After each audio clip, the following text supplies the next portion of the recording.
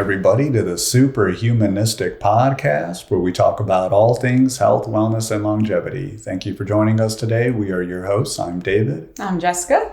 Make sure that you hit that follow button on this podcast so you never miss another episode. We put out one episode a week on Saturdays. Check us out on YouTube and on Instagram for additional content. Also, don't forget to share this podcast with someone that you love that is also on a health and wellness journey. Last week, we talked about depression and how exercise can have a huge impact on our depression. It's not, of course, the only thing, so please talk to a therapist or your doctor to make sure that you're getting the proper care needed to handle the type of depression you have. All right, and this week we're going to be talking about something that's always beneficial to people whenever you can do tiny inputs, but then also have massive outputs. That's always going to be great for you. So we're going to be talking about those little lifestyle changes that you can start incorporating into your life that are going to really just extend your life, because studies have shown that just by incorporating some of these small things into your life, you can extend your lifespan by a couple of years.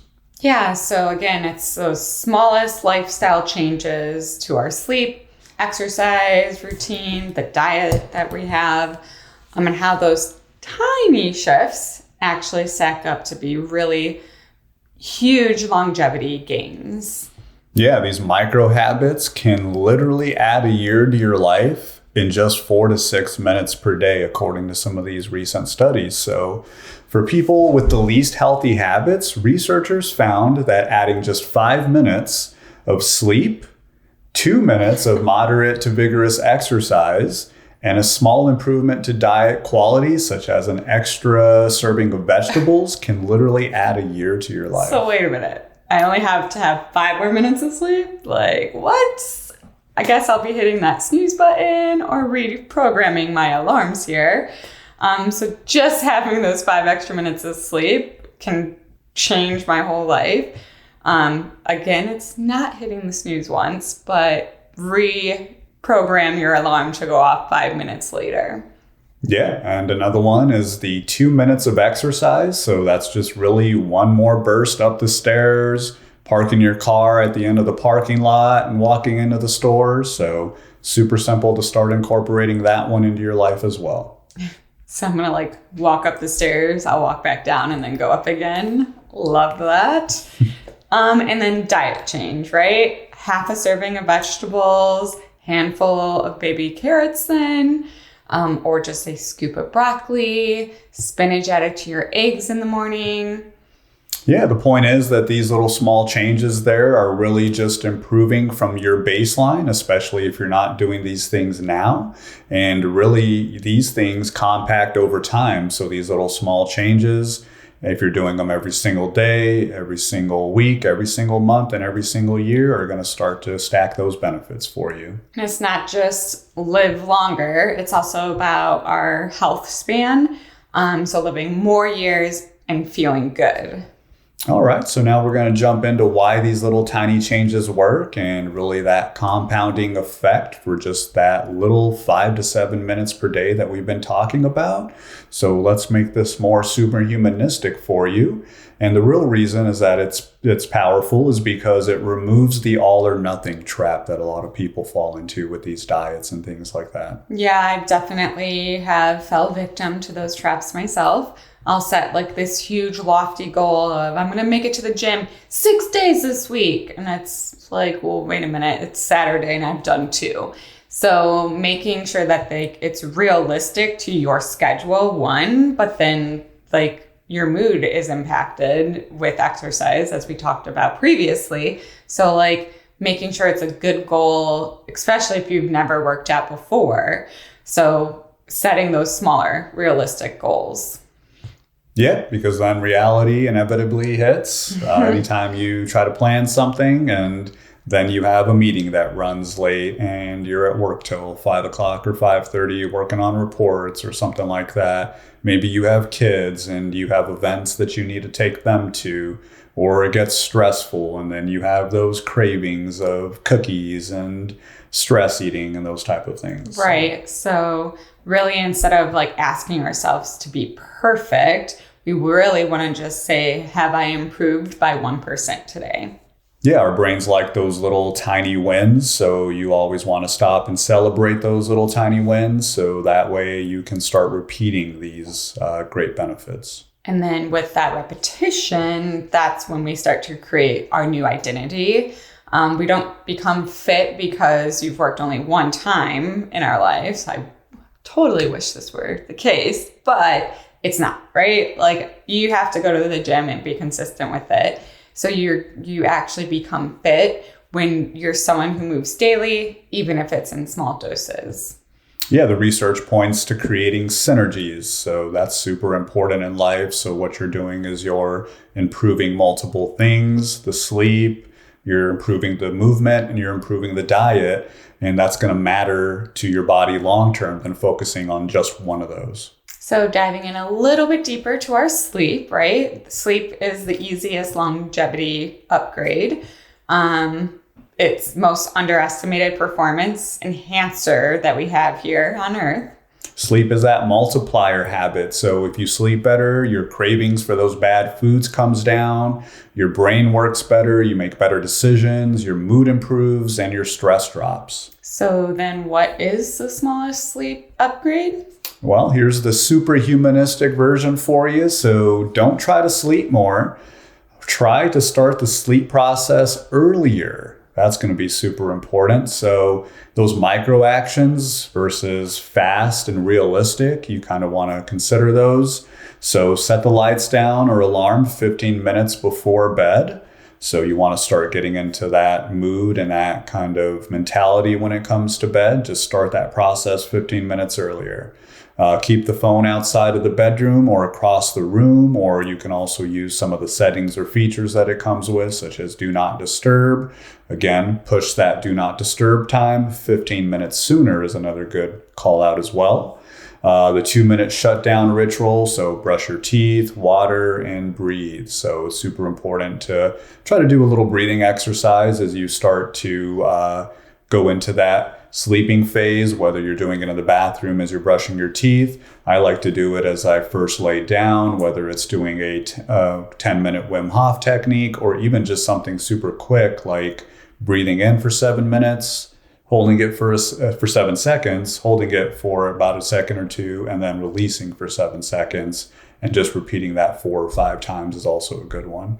And then try to make your room as cool and dark as possible. It's really easy doing that now in the wintertime here in the Chicago area. No problems with keeping our rooms cool here. That's also, I find that beneficial as well. And that's super important for me. As long as the room is cool and it's dark, I can really get some good sleep. Yeah. So again, with everything that we talk about, it's not really about being perfect in this. It's really about just adding in those small steps. So it might not be every single night I add the 5 minutes. Maybe I forgot or had to work late, but making sure that we pick it back up then the next day. Yeah, it's super important just to start off with 5 minutes, 10 minutes, 15 minutes. And once it becomes normal, you just kind of start naturally expanding it, start going to bed earlier and getting a better night's sleep instead of staying up and watching a Netflix episode or something. Mm-hmm. So the next one is going to be that exercise for 2 minutes. So again, this is what we're trying to get into and incorporate just these little small increases in these healthy habits. So that's pretty offensive number when it comes to 2 minutes. I mean, that sounds pretty low. Yeah, you would think like, oh, just 2 minutes. Does that even count as a workout? Yeah, well, it actually does, because that moderate to vigorous activity can be intensity based.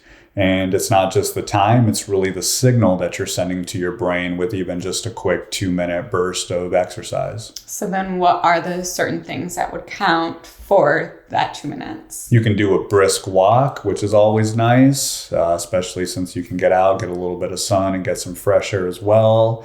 Pick the stairs over the elevator. I always used to do that when I had an office on a higher floor. So just take those stairs. You avoid having to wait for the elevator, which is always annoying as well. So that's another added benefit. You can do a fast bike sprint. So maybe your bike's sitting in your garage, pop up in the garage and do a quick little loop around your neighborhood or something like that as well. So it's really just anything that gets your heart rate moving faster and your breath heavier as well. Yeah, so then there's another related study mentioned recently that adding 5 minutes of moderate exercise and reducing our sitting time by 30 minutes was linked with meaningful reductions in our all-cause mortality risk. Yeah, so here are some superhumanistic options that just only take 2 minutes, and you can just pick one daily to get started. So again, do that stair blast. Walk up for about 60 seconds, recover, and repeat one more time. Then number 2, you can do a air squat sprint. Not sure if you've done those before, but you do the air squats, do 20 squats, 20 seconds of fast marching, and then repeat. So number 3. You're going to walk and then have some sort of surge, so like a brisk walk, and then a normal walk for 90 seconds, and then fast walk again for 30 seconds. Number 4 is another good option. That's going to be the plank and push combo. So 30-second plank, 10 push-ups, and then repeat. So again, we're not trying to be an athlete here. We're just trying to tell our body to start doing more hard things. Yeah, and those type of just little signals and little small daily habit changes there is really going to matter for longevity. So now diet. Half a serving, that changes everything. There are people that will obviously go extreme with their diet. Extreme, we've learned, does not last. Yeah, you want to do those micro upgrades, keep it simple, and potentially even add before you actually subtract. So what does that mean? Well, you don't want to focus on cutting carbs or banning sugar first. Start with adding a half a serving of vegetables daily. Yes, that's right. Because when we start to add in that good stuff, we naturally crowd out the chaos of wanting those bad things. Yeah, you can add something super simple. So I'm going to run through a list of really effortless ads that you can start incorporating into your diet each day. So add a handful of spinach to your eggs. Make a quick omelet. From there, you can add some veggies and just keep it super simple. Add a side salad to your dinner each night. I know we try to make sure we incorporate vegetables into pretty much every single dish that we make, and if we don't have it in the dish, then we incorporate that side salad. Make sure that you're incorporating some sliced cucumbers. You can also do frozen broccoli to your rice or pasta. Try to find those organic options, or even add apple or berries to your midday snack. So this episode really isn't about us being perfect. It's about tracking proof of work habits that are changing our body, right? We're going to make these changes in our body. We're stacking proof of work habits that will be apparent in our body. All right, so everybody out there, here's your challenge. So we're going to give you the Superhumanistic challenge of this week. This is called the 7-day plus 1 year challenge. So for the next 7 days, do all 3 of the following things. Number 1, sleep, add those 5 minutes, and then start to increase it to 10 minutes and 15 minutes. 2, we're going to move more, right? Add that 2-minute burst of movement throughout the day. And then number 3, we're going to eat. So we're going to add that half serving of vegetables or fruit to one of your meals each day. And here's the twist. You can't overthink this. Yeah, this is designed to be small, so you can't really argue with it. It's just keep it simple and keep it low effort and remove the barriers. And you get bonus points here if you reduce your sitting by 30 minutes daily. So that means splitting into 3 10-minute movement breaks throughout your day. You get some bonus points with this challenge. All right, so grab your phone, grab your computer, create a checkbox list there, add that 5 minutes of sleep there, make sure you check it off, add the 2 minutes of moving, and add the half serving of vegetables there, and then make sure you're checking that list each day. And yeah, so if you miss a day, don't just start over. continue on with this checklist because it's really consistency that will beat out the drama. All right, so that's what we had for you today. So really start to break those myths, start to incorporate these small improvements into your life. You don't need to make huge changes there and shock the full system.